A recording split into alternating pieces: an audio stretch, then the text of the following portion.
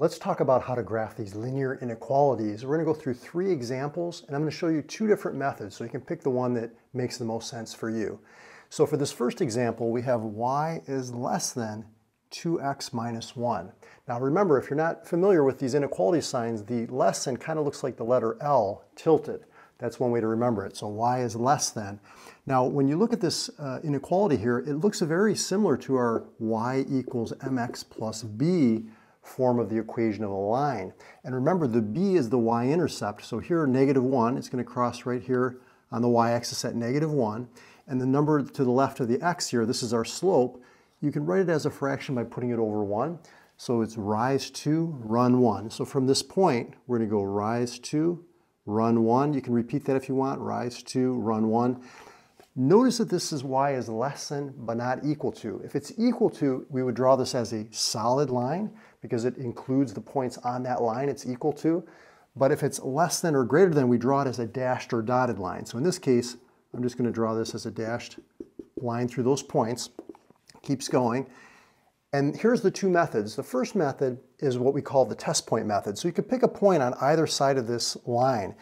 A good point to pick is the origin, 0, 0. And if you plug in 0 for x and y, let's take a look to see if this is true or not. So I'm just substituting those in. So we've got 2 times 0 is 0, minus 1, so 0 is less than -1. Now is that true, that 0 is less than -1?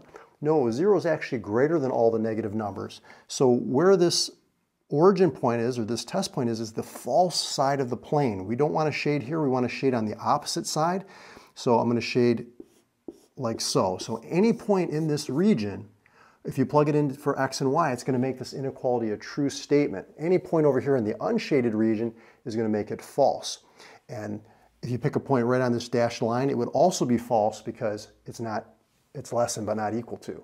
So that's method number 1, the test point method. Method number 2, what you can do is if you've got the y by itself on one side of the inequality like this, you can say to yourself, well, the y controls the vertical direction, like up and down, right? And if the y values are less than, that means that we're going to be shading straight down below the line. Now, sometimes people get a little bit confused. They think, okay, right and left. You want to just think about vertical, up and down. If I pick any point on the line, less than means I'm shading straight down. Greater than means I'm shading straight up. And that's another way to approach it. I personally like that method, but some people like the test point method. Either one, you'll get the same result. Okay, let's try number 2 now. Now, number 2 is a little bit a different setup here because you can see the variables are on the left, the numbers are on the right. It's kind of like an equation in standard form, ax plus by equals c, if you remember that. And an easy way to graph these ones is to find the x and y intercepts. So you can make a little table, maybe this will help, and set x to 0, find the y-intercept, set y to 0, find the x-intercept. So you're setting that opposite variable equal to 0. So if we put 0 in for x, 3 times 0 is 0. So I'm just going to cover that up because 0 is like nothing, right? Then I'm going to divide both sides by 2. That's going to give me y is 3. So that tells me my y-intercept is going to be right here at 3. Now if I put 0 in for y, 2 times 0 is 0. So I'm going to cover up that because 0 is like nothing. If I divide both sides by 3 to get x by itself, you can see that x is going to be equal to 2, right? So that's our x-intercept right here at 2. Now notice it's equal to, that means we're going to draw this as a solid line. If it was less than or greater than, we draw it as a dashed or dotted line. But this solution is going to include the points on that line. Now you might be saying, Mario, I hate this method, right? I don't like it. Well, you can rearrange it. You can solve for y and put it in the slope-intercept form like we did for problem number 1. What you would do is you'd subtract 3x from both sides. So that would give us 2y is greater than or equal to -3x plus 6. Whenever you move it from one side to the other, that sign is going to change to the opposite. And then instead of multiplying by 2, we're going to divide everything by 2. So now we have y is greater than or equal to -3 halves x plus 3. So again, you can see our y-intercept is 3. Our slope, rise over run, we're going rise -3 or down 3, run +2, that's right 2. We get another point on our line. We can graph it.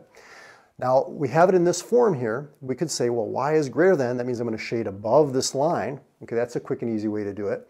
Or we can do our test point method. We could say, let's pick the origin and plug it in. So 3 times 0 is 0, 2 times 0 is 0, 0 plus 0 is 0 greater than or equal to 6?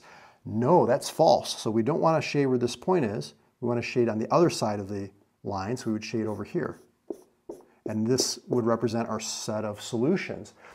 Or you could say, I've got y by itself. Greater than means I'm shading above the line. So you can pick the one that you like. Now you might be saying, I hear somebody asking this question right now, what happens if the line goes right through the origin? Well, then you wouldn't want to use the origin as a test point. You'd want to maybe pick another point, maybe like 1, 1. I typically pick small numbers because they're easier to work with. You're just trying to see if that test point is in the solution set, meaning on the right side of the plane, the correct side of the plane, I should say, or if it's false, then you would shade the other side of the plane. Okay, for example number 3, see if you can try this one on your own and see what you get, and we'll go through it together.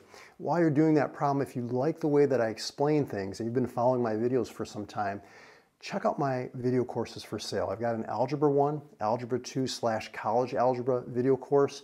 I walk you through the key concepts with explanations and practice problems and some opportunities for you to practice on your own as well. So check those out.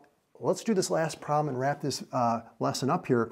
You can do this a couple different ways, okay? And depending on which way you did it, I want to show you both ways just so you can kind of see. But if you set x to 0, you're finding the y-intercept. Y to 0, you're finding the x-intercept. So you're setting that opposite variable equal to 0. If I put 0 in here, 0 times 5 is 0. And if I divide by -3, I can see that y is -5. That's our y-intercept down here at -5. If I put 0 in for y, 3 times 0 is 0. And we just have, that's like nothing. If we divide both sides by 5, x is going to be 3. That's going to be our x-intercept. And you can see it's less than but not equal to, which means that this is going to be a dashed or dotted line. All we have to do now is figure out what side of the line to shade, right? But before we do that, the other method is to solve for y and put it in the slope-intercept form like we did in question number 1 by subtracting 5x from both sides.